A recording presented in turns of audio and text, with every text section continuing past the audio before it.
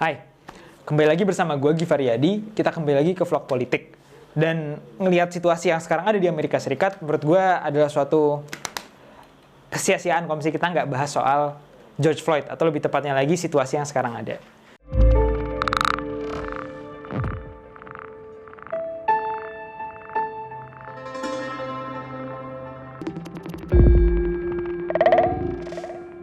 Mungkin soal kronologi kasusnya gue nggak usah jelasin lagi, itu udah banyak tersedia. Tapi mungkin lebih tepatnya, kenapa ini menjadi isu gitu.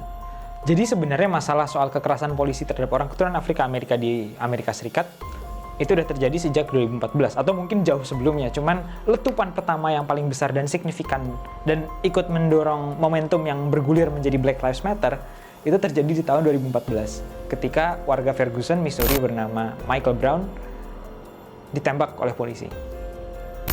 Ketika itu, verdict yang putusan hakim yang mengenai kasus perkara tersebut membebaskan polisi tersebut dari segala tuduhan.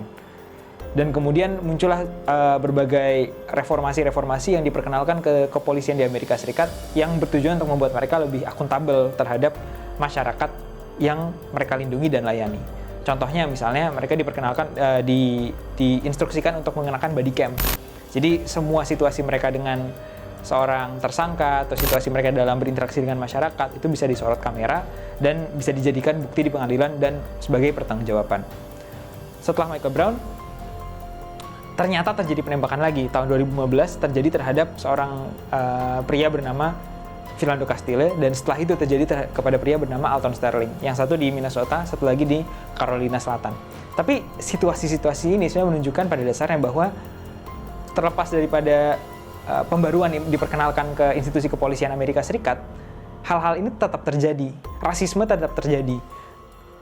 Entah kenapa, dalam berbagai kejadian, sebagian besar korbannya adalah orang Afrika Amerika, dan yang selalu terjadi adalah para polisi ini merasa bahwa orang-orang Afrika Amerika ini memberikan ancaman gitu bagi mereka. Pria Afrika Amerika ini merupakan ancaman bagi mereka, sehingga menjustifikasi penggunaan kekerasan, baik itu dalam bentuk penembakan ataupun seperti dalam kasus George Floyd,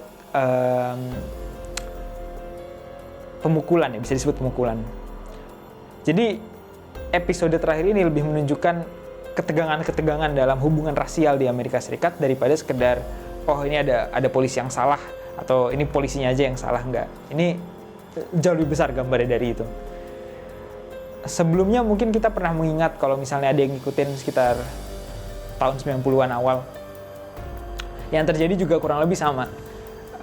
Di Amerika Serikat, lebih tepatnya di Los Angeles, ada 4 polisi Los Angeles menghentikan suatu mobil, menarik keluar seorang pria kulit hitam juga, dan kemudian mereka pukuli gitu. Namanya Rodney King, dia nggak meninggal, tapi itu sudah terjadi dari sekitar tahun 90-an. Jadi ya menunjukkanlah kira-kira masalah soal ini dan bagaimana polisinya tuh terus-menerus gagal untuk memperbaiki perilaku mereka itu tetap terjadi.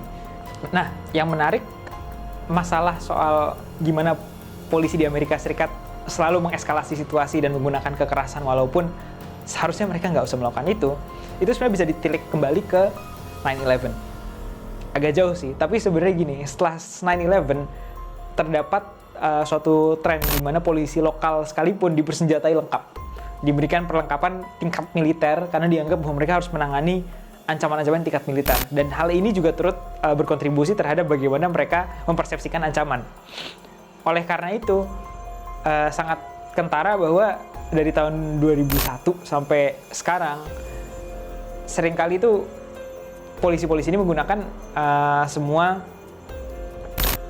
peralatan militer yang mereka bisa gitu, dan penggunaan senjata itu seringkali menjadi opsi pertama mereka ketika menghadapi situasi yang dianggap berbahaya.